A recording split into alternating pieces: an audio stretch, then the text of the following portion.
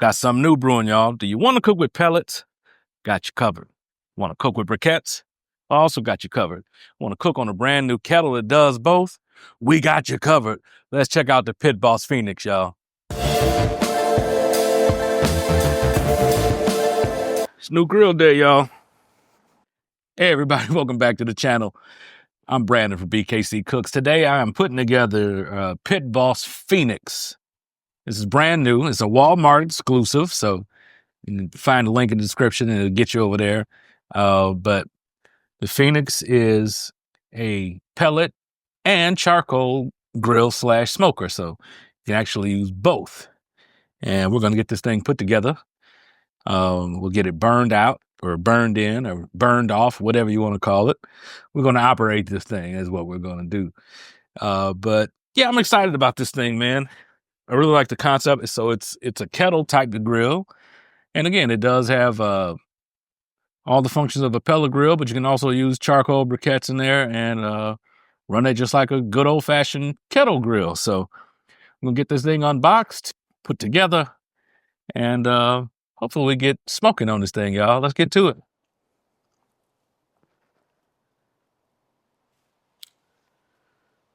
All right. So again, y'all, I did get this from Walmart. I ordered it online and it showed up at my house the very next day. So came overnight, no issues with the delivery. Give you some numbers here on this thing, y'all. Says it'll hold 14 burgers, 3 chickens, or 4 racks of ribs. It does have a controller, just like a regular old pellet grill. Has a igniter that will ignite the pellets and the charcoal, which is, I think, really, really cool.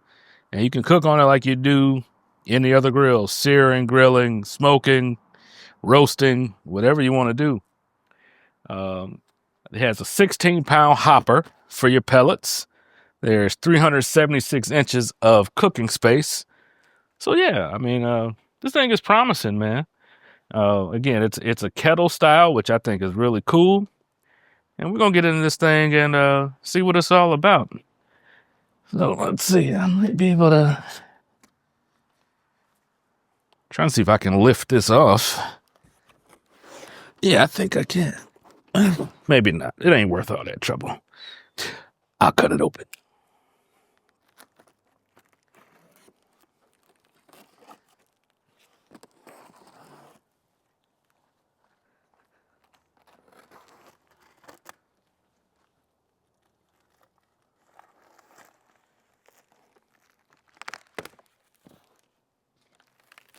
All right. Instructions are right here at the very top. That makes things easy.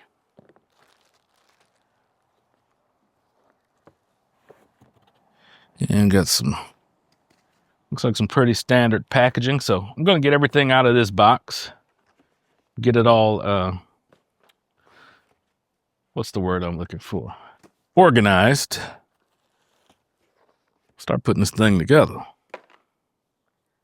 But there's several boxes right here on top. Gonna set my instructions off to the side. Well, I will tell you one thing. You got the thing packed up well. These are pretty heavy little cardboard braces. Doesn't look like the boxes have moved around at all. Nothing's misshapen, so it's packed well, which is always a good sign. Oh, this is also just packing to brace. Same with this side. So yeah, packed well, things are protected. There's more bracing type stuff in there. So I got plenty of stuff to go in my recycling bin, that's for sure. But yeah, let's get this stuff out of here, y'all. So I can tell you already, I'm liking the way they pack this because the very top box, parts box is right here. You're gonna need this to put everything together. And it looks like all I'm gonna need is a Phillips screwdriver, y'all. I could be wrong. It looks like that's all there is. I might possibly need a hammer to maybe put something in place, but possibly a set of pliers or something, but looks like it's just a Phillips screwdriver. That lets me know this thing's gonna go together pretty easily. And we got grill grate. Oh, okay. So this is the main cooking grate, and it's hinged in the middle, so it's like clamshell. So that's cool because it's easy to add fuel as you're cooking. You just flip one side up, add your fuel. You don't have to take everything off. All right, this is, I don't know what component, but some component. More packaging and such. So good job, Pit Boss, on packing this well and keeping everything protected. This is some type of handle. Oh, there's a message on here. Oh, okay. This is just messaging for store personnel. Not to remove that tag, but we got it home, so we don't have to worry about that. And this looks like the main handle to the lid. I could be wrong. That's what it looks like to me.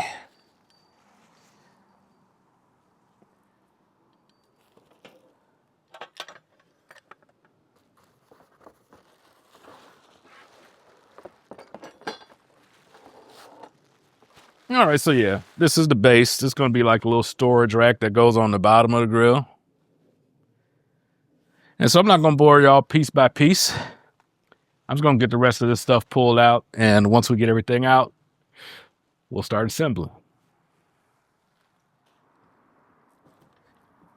I should have followed my own advice. I always tell folks when you're putting this stuff together, bring your recycling bin over to where you're working, make stuff easy for you. But I'm a little rusty. It's been a while since I put a grill together, but nonetheless, that's what I'm doing. Make my life easy. It's a beautiful day out here to be January 31st.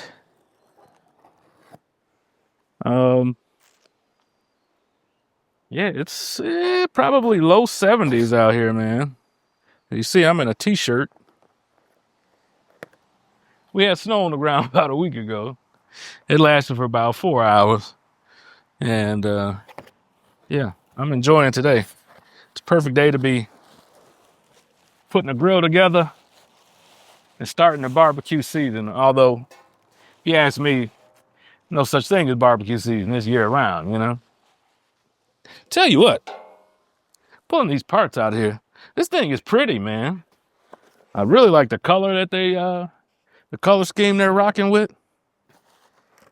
The paint on these parts is really nice. Yeah. No scuffs or paint missing from different pieces. I like this little bronze color they're going with.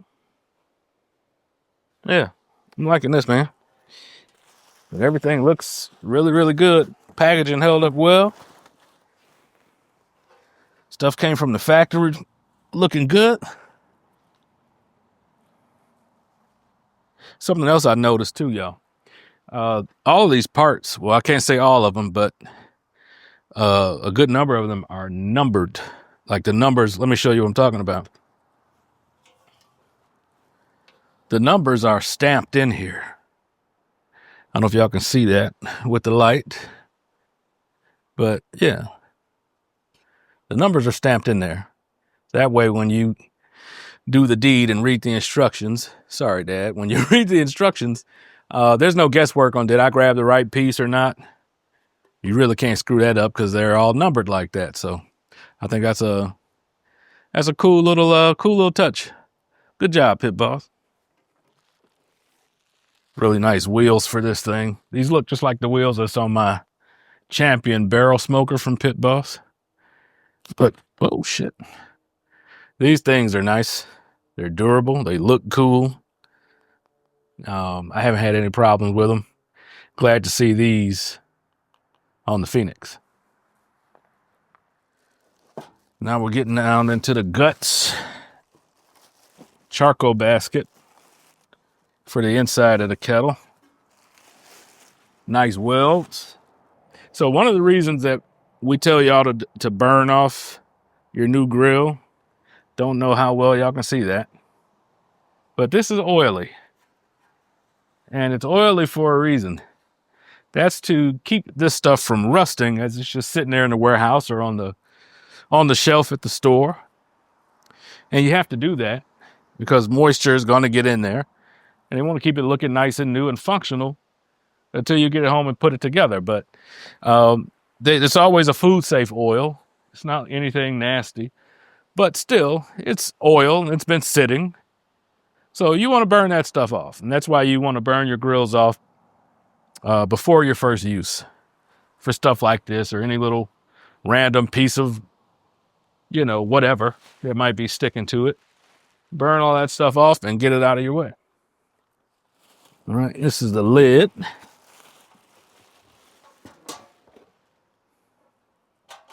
Oh, you know what? I bet that handle I took off or took out of there was for this lid. But lid has cool vent. It also has a hook, so you can hang that off the side of the kettle. So that's cool. It's like all the kettles we're used to. And this lid is heavy, man. Like, this lid has some heft to it. I wouldn't be able to throw it very far, I can tell you that. And I ain't no sucker, you understand? I ain't no sucker. This thing is just heavy. Oh, okay. Now it's getting serious, y'all. So the base of the actual grill is in here. And I think my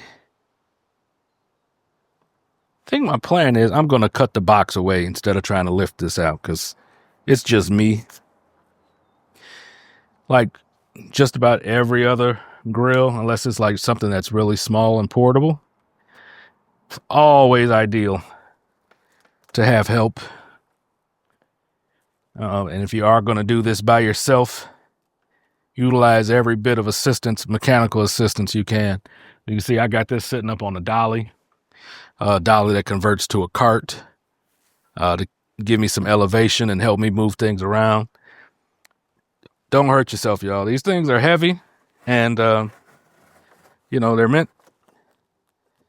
meant for you to have help. But if you don't have help, be smart, y'all. Be safe. No point in having a sore back for a grill. You know what I'm saying? All right, so this is what this looks like, y'all, so far. This is the very base of it. And all this appears to be, already connected one piece. And all of the other stuff that we've taken out of there is what's going to prop all this stuff up. But this is your kettle. Really nice Pit Boss badging. I think that looks really slick, really modern. And that's your burn pot. Let's see the chute for your pellets. So yeah, we're going to get this out of here and get to the next steps. All right, and here comes the part that I dread. We have to read the instructions, y'all. Now, this thing is unlike any other pellet grill, kettle grill that I've used because it's both. It's 2 in 1. So I am, in fact, going to read the instructions. And these are the assembly instructions. So I'm going to go through these, read all the steps before I get started, make sure there's no curveballs or anything like that in there. But also find out what tools I need. So going to take a break, go through this. Sorry, Dad. I'm sorry, man. For all y'all who don't know, if you're new here, carpenter men don't read instructions, or at least they didn't till I started doing this stuff. But, some traditions are made to be broken. I feel bad about breaking this one, so we'll be right back.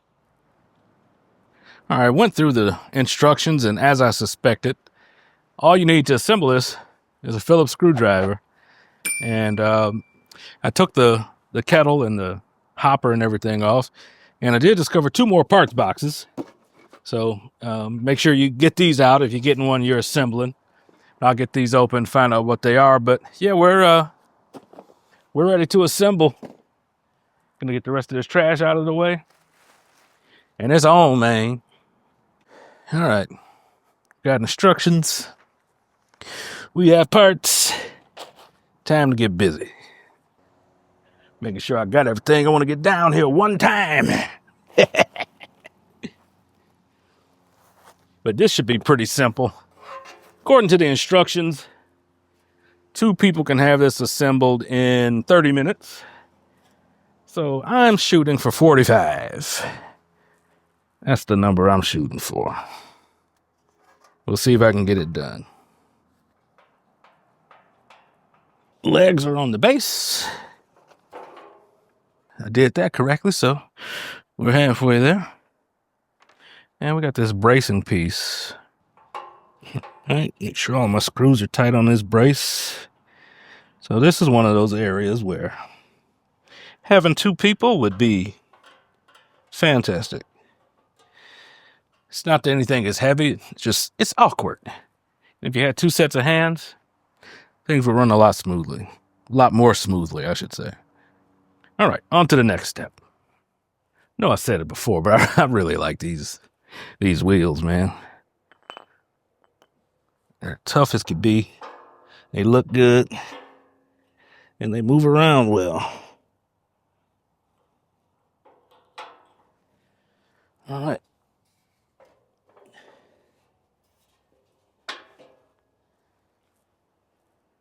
All right, we're getting there, y'all. All right, y'all, now it is time for the main unit to go on.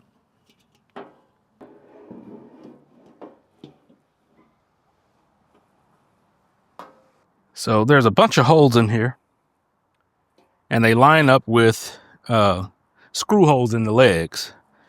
So while having 2 people would be ideal, as long as I can get a couple screws started, I know I'm in the right place.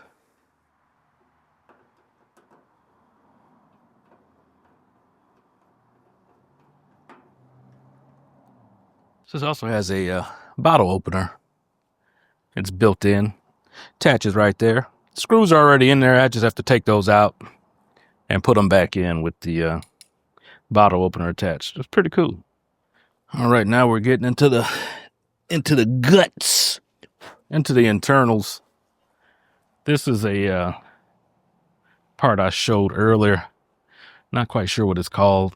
It's like a diffuser, flame tamer, something along those lines. But can't really go wrong. There's 4 grooves built in for you.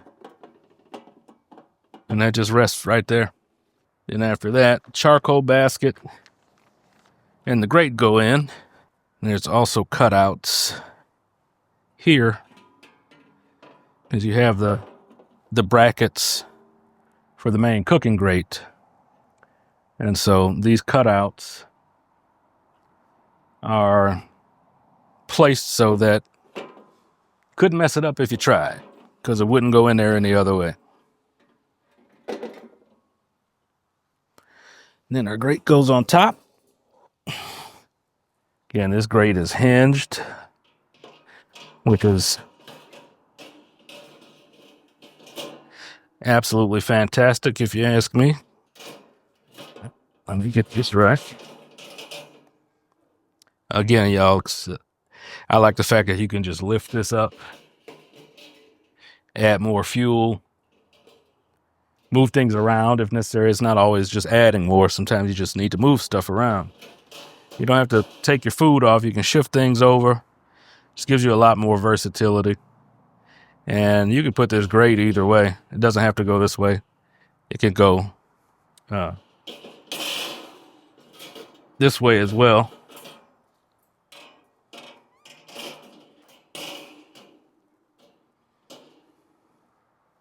So if it makes things easier to keep food here, whatever, however you want to do it, you can do it. And after this, just the lid is going on. And so that handle that we had earlier, this is for the lid. Again, I'm really liking that color scheme, y'all. So the screws are already in there. So I'm just going to take these out, pop the lid on. We'll get the lid on. All right, we're coming into the final stretch here, y'all. Looks like I'm putting the brackets for the shelf on. And if that's happening, that means we are almost there. And I take that back, y'all. I don't think this is the brackets I think these are for hanging items. Brackets are going to go up here. But I think that's for like hanging tools. There might even be stops for the shelf itself. Not quite sure. I don't think I'll know until I get everything put together. But yeah, these are the brackets for the shelf. There's one on each side. And the shelf and the little grease bucket will be the last two things that I do, because those are the last two parts that I have. So get this done. And yeah, man, we're going to get ready to fire this thing up.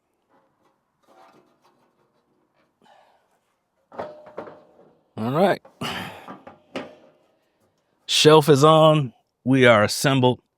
Let's get some pellets and get this thing primed in and burned out. Let's do it. All right, y'all, now it's time to do the burn off procedure. It is very specific, so you do want to follow the instructions in the manual, and that's what I'm going to do now. The first step you have to do is all that stuff that we just put in here, we have to take out.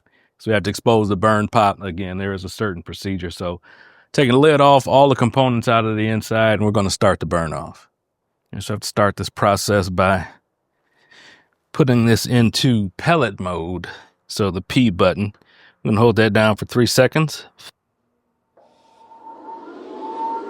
All right, it kicked right on. Now what we have to do next is make sure that the igniter and the auger are working. All right, I got heat coming. I see the igniter is going. I'm testing the auger now by hitting the prime button over here on the control panel. I can see the auger turning. I feel this getting warm. I got air coming from the fan. Definitely smell it heating up. So yeah, everything is working the way it's supposed to, y'all. So now we're going to add pellets. We'll prime it again. We'll make sure that we're getting pellets in the burn pot. And once that happens, we'll fill up the hopper and start a burn-in sequence.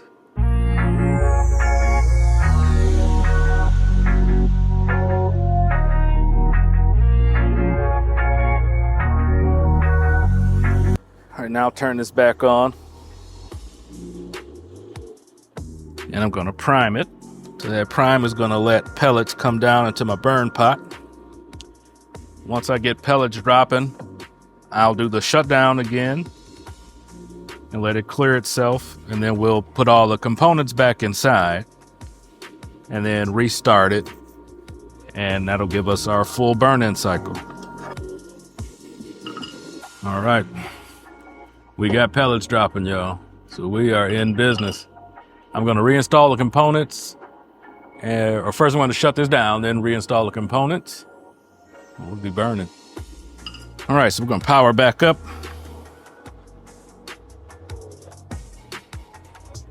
I'm going to go to 350. Come on, you. And we're going to let this rock for about 30 minutes. I hear pellets dropping. We should have some smoke rolling soon. And that's going to, again, y'all, burn off all that residual oil and all that stuff.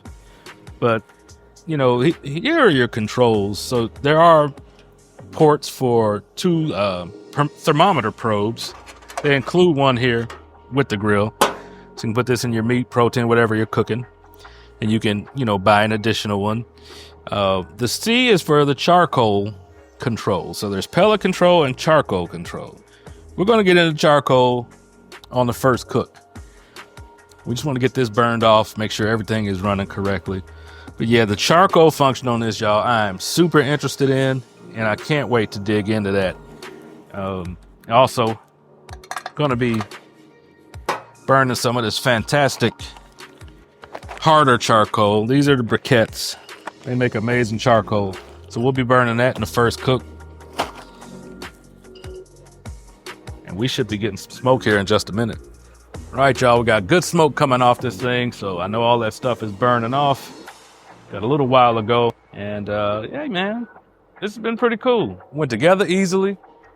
I'm really excited about the pellet and the charcoal thing, man. We're going to get into that. Make sure you subscribe. Make sure you're following.